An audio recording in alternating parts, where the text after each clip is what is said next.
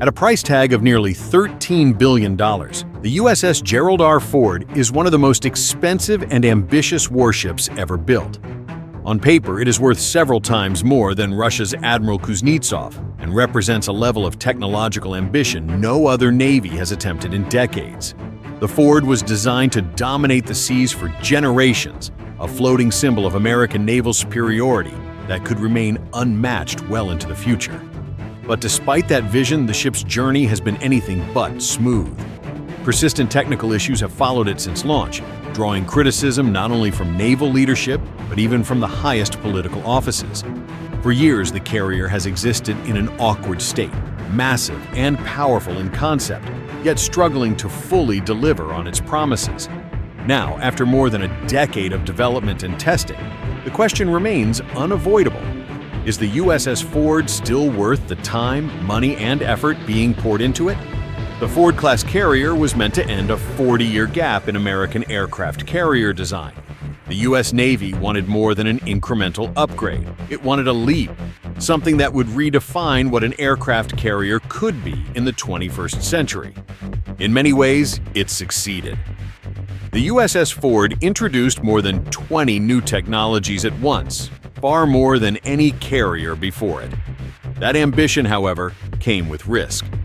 According to senior naval leadership, including former Chief of Naval Operations Admiral Michael Gilday, introducing so many new systems simultaneously may have overwhelmed both the ship and the people tasked with operating it.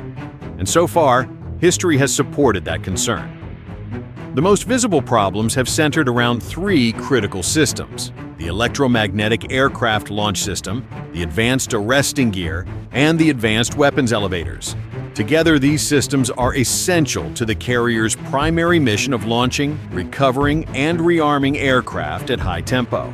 Unfortunately, they have also been the source of the Ford's most persistent reliability issues. The electromagnetic launch system was designed to replace the steam catapults used on older Nimitz-class carriers.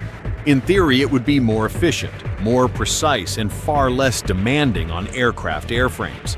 It was expected to achieve over 4,000 launches between mission-critical failures. In reality, early performance fell far short of that goal.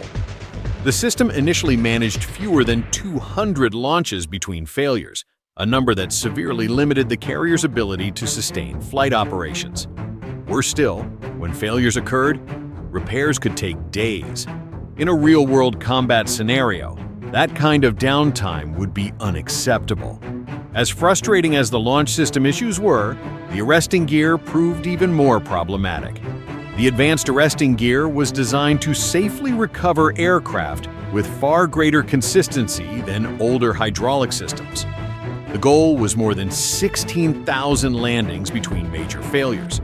Early testing, however, showed averages measured in dozens rather than thousands. Some breakdowns sidelined the system for nearly a week at a time. When launch and recovery systems both suffer reliability problems, the result is a carrier that cannot safely sustain air operations, no matter how advanced the aircraft on deck may be. The third major setback came from the advanced weapons elevators. These elevators were supposed to move large quantities of modern heavy munitions from deep storage areas directly to the flight deck faster than ever before. Years after the ship was commissioned, only about half of the elevators were fully operational. Missed deadlines and repeated delays made it impossible for the carrier to rearm aircraft at the pace it was designed for. For a ship whose entire purpose revolves around generating air power, that limitation was serious. These setbacks understandably caused concern within the Navy. An aircraft carrier at sea must function reliably and independently for long periods.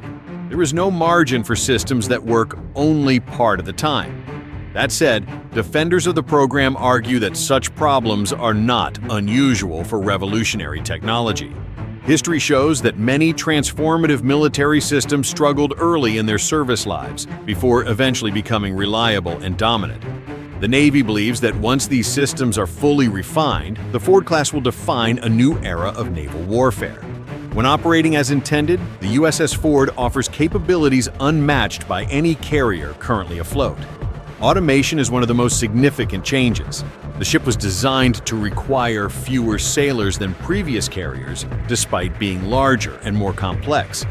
With roughly 4,500 personnel on board, compared to around 5,000 on Nimitz-class ships, the Ford reduces manpower needs while freeing up internal space for additional systems, weapons storage, and crew facilities.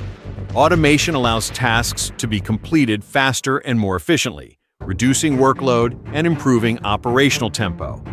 Power generation is another defining advantage. The Ford class uses a new generation of nuclear reactors capable of producing vastly more electrical power than previous designs. These reactors can operate for roughly 25 years without refueling and are expected to last the ship's entire 50-year service life, with only one refueling cycle. That power supports not only propulsion, but also advanced sensors, electronic warfare systems, and future technologies that older carriers simply cannot support. With a top speed of around 30 knots and effectively unlimited range, the USS Ford can operate anywhere on the planet without reliance on foreign bases. The air wing is equally important. At full capacity, the USS Ford can host up to 75 aircraft, including manned and unmanned platforms. The centerpiece of this air wing is the F-35C Lightning II, the Navy's most advanced carrier-based fighter. With stealth, sensor fusion, and advanced networking capabilities, the F-35C gives the Ford class a level of situational awareness and strike capability unmatched by older carriers. As future sixth-generation aircraft enter service, the Ford is already designed to support them without major structural changes. Defensive systems on the carrier include layered missile defenses and close-in weapon systems designed to protect against a wide range of threats. Combined with its escort ships, the Carrier Strike Group remains one of the most heavily defended naval formations in existence. While the carrier itself does not rely on heavy offensive missiles like some foreign designs, its true striking power lies in the aircraft it deploys. Crew quality of life was also a major focus in the Ford's design. Larger internal spaces, improved layouts, modern fitness facilities, and more efficient workflows were intended to reduce fatigue and improve morale during long deployments. A carrier is not just a warship, it is a floating city. Keeping its crew healthy and effective is essential to sustained operations. Despite its struggles, the USS Ford has already passed critical survivability tests, including shock trials simulating powerful underwater explosions. These tests confirmed that the ship's overall structure and integrated systems function as designed under extreme conditions. In that sense, the core of the carrier is sound. The remaining challenges lie not in the concept, but in refining the systems that bring that concept to life. The Ford class is expected to serve as the backbone of U.S. naval aviation for decades. While its early years have been marked by delays and technical frustrations, the Navy remains confident that continued upgrades and fixes will allow the ship to reach its full potential. If that happens, the USS Gerald R. Ford may ultimately justify its cost by setting a new global standard for aircraft carriers. For now, it remains a ship in transition. A carrier built for the future, still finishing the process of becoming what it was always meant to be. Thanks for watching.